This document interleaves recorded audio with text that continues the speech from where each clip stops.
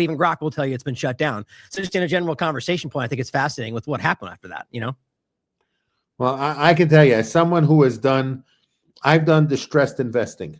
So I bought bankrupt companies. I've turned them around, you know, so I know when you go into a situation where you think you have a failing enterprise and you gotta convert a losing organization into a winning organization, you know, that there's pretty much a framework that you need to approach in doing so. So, you know, it was evident from the very beginning, doggy, well, I like to call it a doggy. It was a dog, okay? So I always like to call it a doggy. But the whole approach they took was a stupid approach. So you had to know that would produce a bad outcome and they would fail because the way they approached the job. You know, for me, if I would have gone in, you know, not that I would have any interest in doing it, you know, I would have gone in, basically would have gone to everyone in the management level, and I would have said, I want you to go through a flow chart. If you think about what your job is today and how you do it is accumulation of decisions made, over years, over a long period of time. If I ripped up everything and you were starting from scratch and I said, this is what you need to do, tell me what you think is the most efficient way of doing it. Now, I would tell people if they came back with the answer that they would change nothing, they're going to be fired. Okay. So nobody's going to come back with the same thing, and then I tell people, you got to show me how you can do this even better, with 20% less. So if they can't figure that out, you set a goal that's an aggressive goal, because in the most, if you don't set aggressive goals, people won't challenge themselves. Right. If it's easy to do something. So if you say, this is what you need to do, my experience in the companies I went in is I got to figure out who the winners and losers are. I'll tell you what I did. Okay. When I went into a company that I had gotten control over, and I had to make it work. Okay. The first thing I do is I tell people, depending on how bad the circumstances are, when I got involved, is I say, nobody's going to get any money for 60 days. Okay. So I don't give anybody a penny, and I see whoever walks out, I'm happy that they leave. Okay. So I got to tell people, you got to give me a chance. You got to give me a 60-day chance to prove myself. And for 60 days, if you take no pay today, I'll guarantee you'll make more money, if we succeed, than the money you're giving up now. But I need to know you're committed to making this a success. I also hold a meeting of the top 3 levels of management, but when do I hold the meeting? I hold it on a Saturday or Sunday night at 4:00 in the morning. So people who don't show up, they're immediately fired. I want to know who's willing to go the extra mile. So I hold meetings at midnight, 2:00 in the morning, 3:00 in the morning, weekends, in the beginning, because I'm trying to find out who really is committed to make this thing work. So, and I'll always find the people who are committed and the people who don't, and they leave and nobody ever notices they're gone because they're the losers. The winners will be the ones that'll put the effort into it. They know they're taking a gamble. I try and establish my credentials, so people should think that hopefully I give people the impression that I'm their best option. So they have no other better option, but if they have a better job, they should take another better job. So I know I don't want to have anyone who doesn't believe in the company and doesn't think that my plan, because I always come with a plan. So it's not like I come and say, trust me. I say, here's my plan. So for the people who show up, hear my plan, and they can judge me by judging, what they hear about me from other people and by the plan I present to them. And they know the business, and, so they can kind of judge whether the plan sounds like a reasonable plan, or not a reasonable plan. So, and I'm able to cut a lot of expenses out with the full support of everyone. But everybody feels ownership of the process. But you don't get 22, 23-year-old computer scientists whose first goal is, I got to assume that everybody who came in under Biden is an idiot and I just get rid of them. Okay. Independent of how important their functions were, and independent of who might be able to replace them if I got rid of them. So what do they have to do? They were firing people. Then they had to hire the people back that they fired. So that cost more money than just keeping them on the job. I mean, it was just very stupid the way they were doing it. Can I ask you one quick thing on that point? That one point. Well, I mean, I don't want to derail you too much. Do you think that might have been flooding the zone in its own way? Because I have a larger opinion of what I think DOGE was. Like, do you think possibly doing it as chaotic as they did was an effort to distract from at least what I think it was the only goal, but at least what I think was one of the goals, which was the AI training, the data, the large language models. I thought about the other day because it really was wild to me what they did, how they did it. It was clumsy. I mean, I'd like to think Elon at least, or either of them, has some level of like business it just didn't seem right to me. So what do you think about that? If the point you're making is, I understand your question, so I'll restate it to make sure I understand it. Mhm. Okay. So if the point of your comment is, was their real goal to get the data, not to cut expenses? And was this a Doing it distraction? this way was a way of getting extracting all the information, and that was really their objective function. And all the other words were just and a distraction.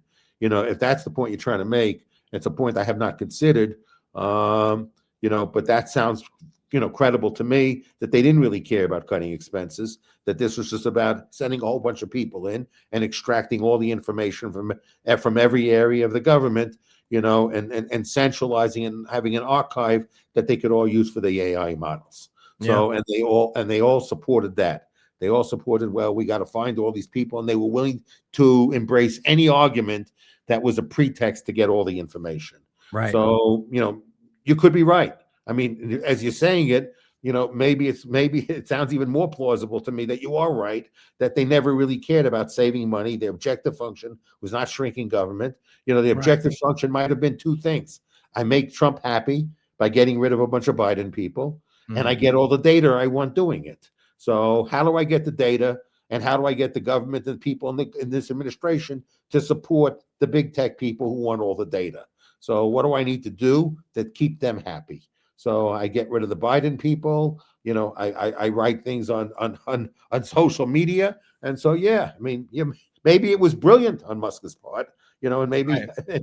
And maybe I should be acknowledging his brilliance is that he did get what he wanted, that he didn't really care about reducing spending, having a more rational budget. He didn't even care whether they ended up firing people who ended up coming back to work, that he didn't care about all that. He just wanted to make enough noise as this background so that he can get his team and they could get access to all the data as possible, as quickly as possible, before, the dog got, ended up not having momentum anymore. And maybe he knew its failure, was inevitable. And, and which is reasonable to assume, because, who was going to believe that Congress would really, endorse these cuts, and so, it sounds like to me you could be right, that really, Musk was a genius, and this was a backdoor to get all the data.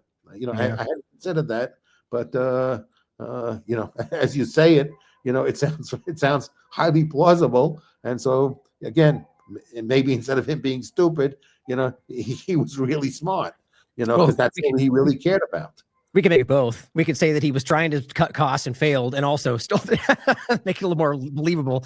No, I just think it's a point worth considering because of the way it ended up and how it just got dropped. Like on a dime, it just went away. And the whole Amy Gleason thing, she was supposed to be the one technically running it. And let's not forget that they took the U.S. Digital Services was what they just changed the name into DOGE.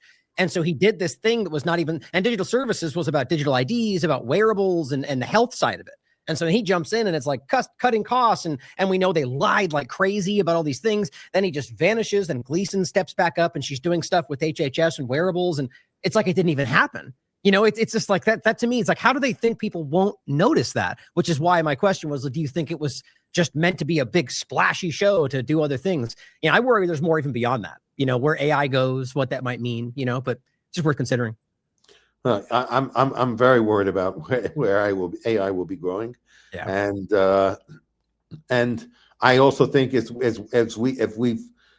think we'll talk next week when we talk about the surveillance state, with a special fine print on surveillance next week. But I think it's the same thing with like everything the government does now. What are they saying? Oh, we're using all this technology because we got to find all the illegal immigrants. So that sounds reasonable to a lot of people today.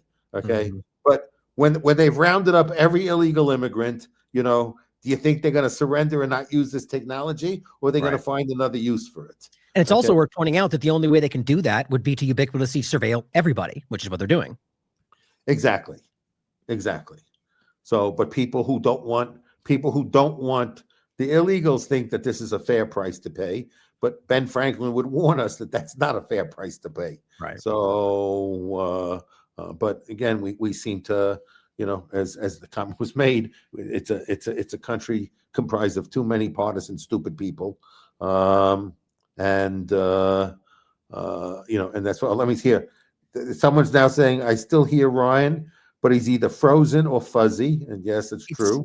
From my perspective, I'm fine on the YouTube side. Sounds like it might be StreamYard because I'm seeing both. I've been asked to let you know that it's Indy in the chat. That he knows me, that you know him. And matter of fact, you're supposed to be meeting afterwards. I'll be joining him for an interview later today. He does independent work as well. But what's interesting is StreamYard. Like for right now, both of us, mine look the same and clear. So I think StreamYard's been having a lot of issues lately, at least in my experience. Yeah, I don't know if there are other platforms we should consider. I like it the best, honestly. OBS is something you could use, but this is the most convenient, I think, or Restream. I use both actually. Well, I'm an amateur with respect to this, so I don't know how StreamYard got chosen. So I could ask Ray and the team. You stick with it, okay? Yeah, I would. That's what I use. This is the first time it's happened, and we'll see if it happens again next week, and we'll see if it's a StreamYard problem or your internet problem. After we finish both. I guess you can check. Yeah, it could be a little bit of both, exactly. So so we can. We can check this out, but yeah, I think that I think as George Carlin frequently said it, if the government says it, you shouldn't. There's no reason to believe it, and I don't think we have a reason to believe anything the government says, because the government's track record for lying to us, is much better than the government's track record for telling us the truth. So the government tells us what they want us to know and what they think we want to hear. And unfortunately, that's how most people are, is that people want to hear what they want to hear, or people only hear what they want to hear. So,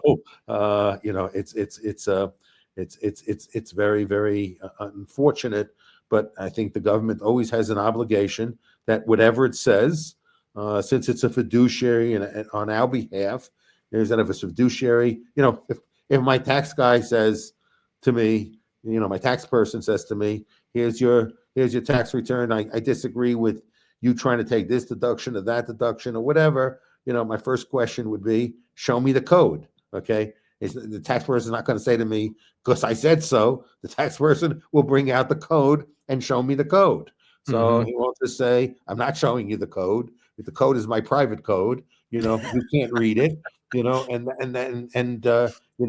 I'm speaking to my lawyer and I have this opinion on writing this document, and I say I'm concerned about the legality or illegality of this text, the lawyer's not going to say, well, it's illegal or legal. And if I say if it's illegal, show me the citation backing up what you have to say. So I know every person I hire as a fiduciary, if I ask them to explain something to me and ask them to show me the evidence behind their statement, none of them has ever argued with me that they're not going to show me what I asked to be shown. So the only people that do this is the government. And think about how perverse this is. Okay. I go to my lawyer, I pay my lawyer, and if the lawyer I'm not happy with, I don't have to pay them because they don't respond to me, my accountant. So every fiduciary on my behalf, I choose. And if I don't think they're doing the job of disclosing to me what I need to know, I can get rid of them. Think about what the government is. The government is supposed to be a fiduciary, but they take money out of your pocket without your permission. Okay. And then if you ask them to back up things they say, they tell you it's none of your fucking business. So they're taking money out of your pocket. You don't have to consent to it. They can take it out, and they don't have to tell you anything. And people really think that's the world that George Washington, Thomas Jefferson, and James Madison, you think that's what people thought they were ratifying after fighting a revolution, living under the Articles of Confederation, and then having to sit back and say, gee, maybe the Articles are not working out. I got to have some central government, but the skepticism they had to centralized power. Who really believes that that the people who ratified the Constitution, if they would have been shown the application of the Constitution today, because that to me is the real test. If Jefferson and Madison said, we got to construct the Constitution based upon the intention of the problems that they wanted to solve at the time the document was written, okay? Other than that, it's a blank slate that everybody's writing their own constitution by force, not consent, okay? But coercion, because it didn't go through the process, the ratification process that the Constitution had to go through for it to become the law of the land. So until we go through that process again, okay, which we have not, okay, but until we do that, this is the law of the land. And the law of the land had a very specific purpose: maximize freedom, maximize liberty, maximize justice, okay? Give people the freedom to choose their life on their own terms, okay? And the last thing we wanted was a despotic leader, okay? Any state of tyranny. So that was the goal. And that's the only way. And to sit and parse texts, yeah, anyone with it who's reasonably intelligent can parse a text, because as imprecise words are, you can always get them and twist them to mean something different than the intention of the person who wrote the words, who stated the words, or who understood those words. But nobody can really believe that back then the people decided, you know what, we want to we went through King George, we want to have somebody that has even more authority than King George, okay? And that people were ratifying that document. So until we replace that document with a new one, or until we amend it, okay, that's the document. It has to be interpreted the way the objective function they wanted, and they did not want their words parsed, okay? They were clear about what the objective was. So how can we sit back and make any statement that the fact is that the circumstances today remotely resemble, or they would have found anything, they would have not found our dialogue today, repulsive. Yeah. Okay. I really want to hear, Thomas and Clarence Thomas and Roberts and Gorsuch. I want to really sit back and say, if they have the gall to say, yes, James Madison, if he woke up today, he would be very proud of us. Okay, that yes, we're interpreting the document on the terms and conditions that he would. Yes, these people are alien. Trinidad and Tobago are alien enemies. Okay, yes, we have an invasion. Yes, people are not entitled to the due process. Yes, we can go out and we could kill all these people and then do a second strike and get them.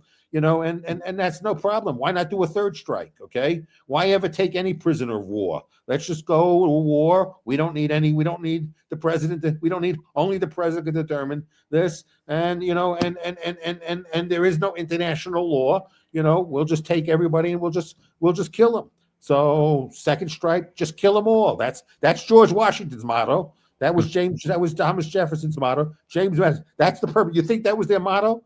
Let's kill them all. Okay. Yeah, I think this administration's model. Trump and Head just said that's their model. Kill them all. It comes down to, obviously they don't believe in the foundational elements of the Constitution or any of it. They believe that they should have the power and that anything that restricts their power shouldn't be there. And so they can't come out and say that, right? They can't come out and go, we don't want that, because they know their people believe in it. So they just have to come out and say, like you said, just twist it around and say, this is what this actually means. So this is why this is the way it should be. And people just blindly accept it, like we talked about in the beginning. And so we just, as Bruce always points out, we need more intelligent people, more constitutionally versed people to be able to recognize that's simply not true. I do believe that that's where we are, or are getting to, because of what we're doing, because of the work that's out there. I think that's where we're getting to. And we just need to see some action around it, Just heads up, that's what he's referring to. I'm interviewing with him in about 9 minutes, so we can wrap up there. But I think that's what we're doing is important, Jeffrey. I agree with that. So what would you like to be? As you always know, I don't always honor it. I always say that I like the guest to have the last words, even though sometimes I take the last word. I'll be sure and say something that you want to respond to. So go ahead, Ryan. but Well, I I mean, acknowledge it. Okay.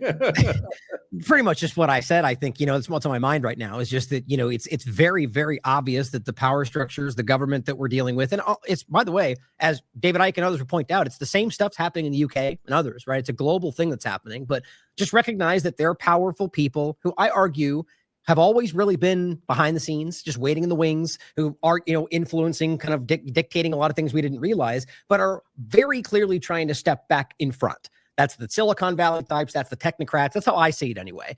And they don't believe in anything that we believe in, that holds value. And so right now, what they're trying to do is to convince us that what they're doing and somehow is in line with what we actually want. And I argue that the real point is once we get there, the veil's pulled back and we'll wake up to our situation and realize that there's no going back from it. And I don't like to make it as extreme as that, but I do that's, in my experience, that's really where I feel we're going. And so it behooves us to really stand back and look at what the intentions are, who's funding them, right? Who benefits, those classic conversations we've always had. And I think it becomes pretty clear. So thanks again, Jeffrey. Well, thank you, Brian. Good luck with your next interview with Indy, and my regards to Indy and all the people who make this more enjoyable by commenting and joining us. I greatly appreciate that, and I know Ryan does as well. I don't like to speak for Ryan, but we really do, and we're glad that we have a great time, and we're glad others are also having a good time. So thank everyone, and have a great rest of the day. Thanks, guys. Bye. See you next time.